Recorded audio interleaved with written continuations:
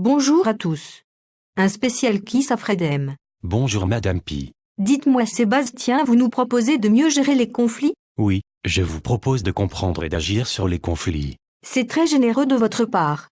Combien de personnes préférant les ignorer et participent d'elles-mêmes à la dégradation de la situation? Tout à fait, j'ai le souvenir d'une responsable de formation d'une salle de sport du management, qui fuit en permanence et s'étonne des conséquences. Elle ne doit pas suivre ses propres formations. Sébastien, je reconnais bien votre côté ironique.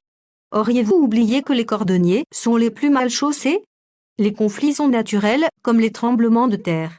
Nous savons qu'ils font partie de la vie, du quotidien des managers. Oui, c'est le signe d'une ouverture, de la diversité, de l'acceptation de l'autre.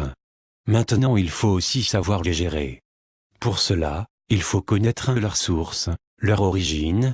Quelles sont les sources? Elles sont au nombre de 3. L'affrontement, le différend et le malentendu. Nous revenons à la question de l'écoute? Oui. De l'écoute ou de la vision du monde. Chacun voit le monde de sa fenêtre et se prend pour le centre de la vérité.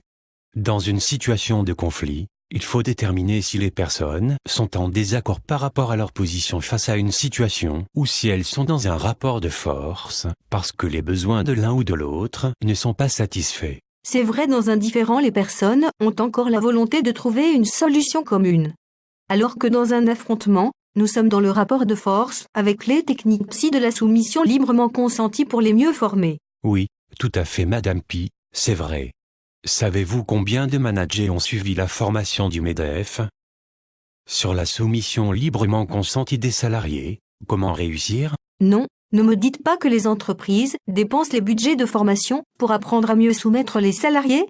Je pensais qu'elles investissaient dans l'innovation. J'aime votre angélisme Madame Pi. Mais toutes les entreprises ne souscrivent pas à ces recommandations d'un autre âge. Merci.